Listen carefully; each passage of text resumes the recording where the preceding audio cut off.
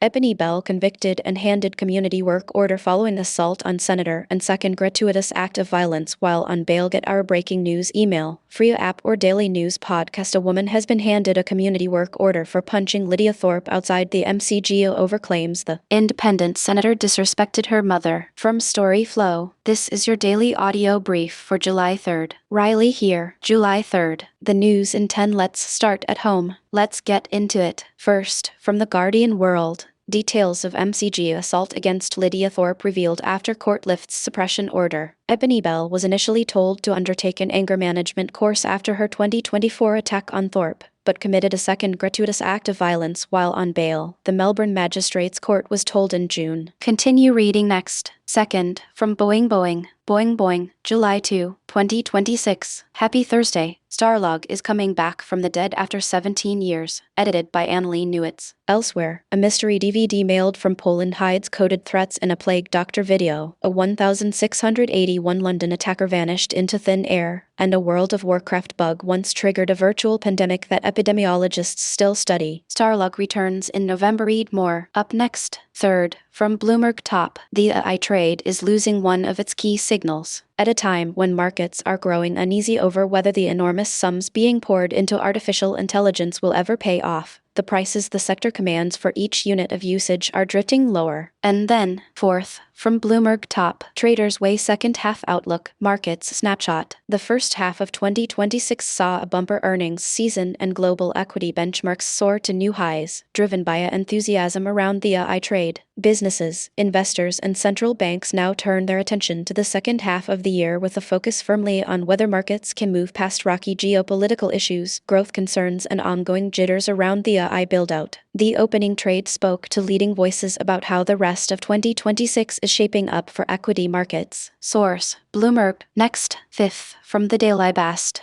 Major update to Mitch McConnell's health. Just after Thursday PM update revealed how Mitch McConnell's aides were refusing to say even where he was, they dropped a bombshell. The aides, who report to camera shy $226,000 year Chief of Staff Terry Carmack, stonewalled on basic questions about a public servant in his 7th Senate term. But after we published our story, they finally issued a statement offering one tiny glimmer of insight into the 84-year-old's perilous condition. Thank you to everyone who supports independent journalism.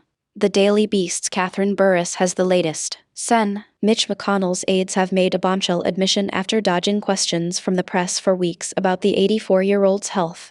The senator's team had previously refused to answer questions about his condition after he was found unconscious at home, administered CPR, and transported to hospital last month, as revealed in an EMS call. The call revealed that McConnell may have suffered a heart attack at his home on June 14, with his staff waiting until June 22 to give an update on his condition, saying only that he would not be voting that week. McConnell's office issued the first statement about his health since June 22 only after the Daily Beast asked a series of critical questions and published a story highlighting their refusal to even say where the senator was located. In the emailed statement on Thursday, McConnell's team revealed that the senator is still in hospital almost 3 weeks after the June 14 emergency call. Senator McConnell appreciates the outpouring of support he's receiving while he continues his recovery in the hospital. The statement reads, "The senator continues to improve and is working closely with his staff on Kentucky and Senate matters while the Senate is out of session." The June 14 EMS call revealed. Up next, sixth, from the Daily Bast. Jessica Tarlov humiliates Trump with scenes of empty fair. Fox News token liberal was eager to poke fun at the lack of crowds at President Trump's Great American State Fair on Thursday. Jessica Tarlov, a Democratic Party strategist and co-host on The Five, visited the fair in Washington, D.C. on Thursday while co-hosting a special broadcast from the site with colleagues Jesse Waters, Greg Gutfeld, Dana Perino, and Joey Jones. "Plenty of room at the state fair," she wrote in one post alongside a photo of a completely empty field. The 42-year-old also posted a video telling viewers, "I'm at the state fair. It is as empty as advertised. It's also very hot." Jessica Tarlov at Jessica Tarlov July 2, 2026. Now is a great time to mention that my new book, I Disagree, is coming out soon, and it talks all about how to find common ground with folks who you may not agree with / who think it's bic.twitter.com/dsg1xkeenal. Fox News also inadvertently drew attention to the lack of crowds, with Michael Estem reporting live from the fair and stressing just how hot it was. It is also so hot that it's not really safe to be out here. Thursday was the hottest July 2 on record, with the heat index reaching 111 degrees in the afternoon. An extreme heat warning was in effect throughout the day. I'm out here at the state fair, and well, it is as empty as everyone says. The current temperature outside right now, by the way, 101 degrees. You factor in the humidity and it feels like 110 degrees outside right now, he said.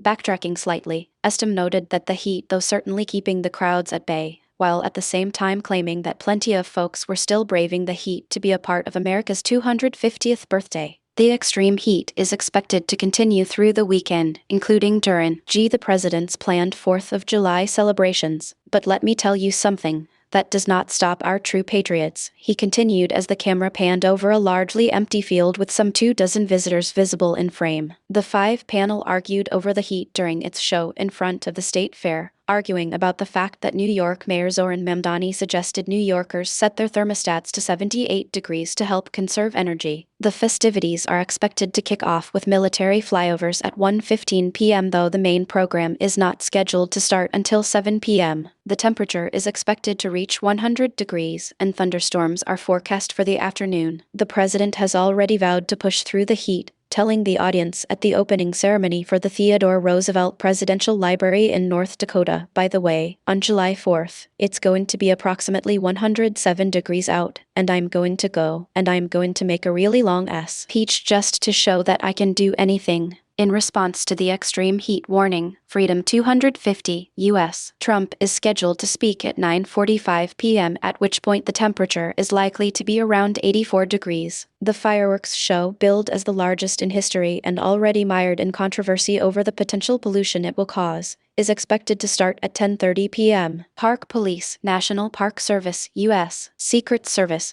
and the Federal Emergency Management Agency released a joint statement on Thursday detailing the ways they have coordinated to prepare the site for visitors on Saturday. In light of current heat conditions, Freedom 250, United States Park Police, National Park Service, the United States Secret Service, and the Federal Emergency Management Agency have coordinated closely to adjust event timing and expand cooling resources, water stations, and medical support across the grounds. The safety and well-being of every guest remains our top priority as we celebrate this historic 250th Independence Day. The statement reads, "We are proud to welcome the public to a safe, well-prepared, and truly memorable celebration of America's 250th birthday." CNN medical analyst and cardiologist Dr. Jonathan Riener warned on Wednesday that the celebrations should be canceled in light of the extreme heat and weather warnings. The same way the outdoor inauguration was canceled last year because of the cold, the rally on the Mall this July 4 should be canceled because of the intense heat. 100 degrees, he wrote on X. Dangerous weather and large crowds is a bad combination. And then, 7th, from Michael Popak. The Legal AF Evening Briefing. The ACLU just clinched a win on birthright citizenship, a decision that keeps the 14th Amendment protection in place, though the 5-4 split shows how close a future shift could be. Cody Wofsy says the group is ready to push back now that the Trump administration is signaling a broader attack on non-white communities. Former CIA Chief John Brennan isn't waiting for a grand jury decision. He sued the Justice Department and the White House to safeguard the records he says prove a vindictive prosecution. At the same time, the DOJ told a judge it had unintentionally let a sealed Mar-a-Lago Jack Smith report slip to an outside source. John Yoo, the lawyer behind the notorious torture memos, is back as a consultant for the Justice Department, while the court's narrow ruling underscores how a single vote can swing fundamental rights. Next, 8th, from the Hindu top, radio telemetry almost saved this vulture. So a white-rumped vulture, named Z25, had been fitted with a radio tag, which was sending back some really useful data to conservation scientists.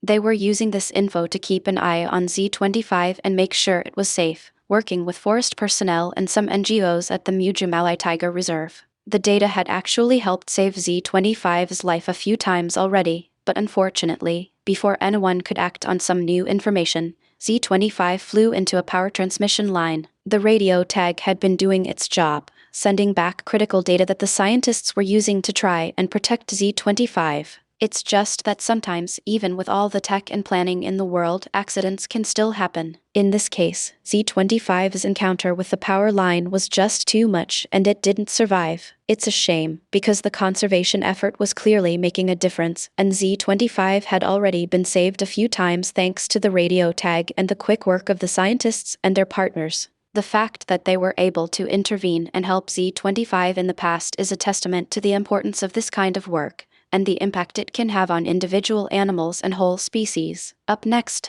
9th, from the Hindu top, CPIM alleges trade union leader was arrested to stop protest before CM's visit. The Srinivasa Rao, the state secretary for the CPIM, says police took CH Chandrasekhar into custody on Tuesday, just before the chief minister and a union minister were due to arrive. He adds the move was meant to stop any protests that might target the center's new employment scheme, which the party says would hurt workers. The party's claim is that the arrest was timed to silence dissent, while officials haven't commented on the specifics. No official statement has been released about the reasons for the detention, and it's unclear whether any charges have been filed. What we do know is that the timing aligns with the upcoming visit, and the CPIM is gearing up to challenge the scheme publicly once the leaders are back. And then, 10th, from Straits Times, researchers say EU lawmaker who investigated surveillance was hacked by Israeli spyware. July 3, a former member of the European Parliament who served on a committee investigating abusive surveillance was himself hacked using an Israeli-made spy tool, a Canadian tech watchdog group said on Friday. That's the day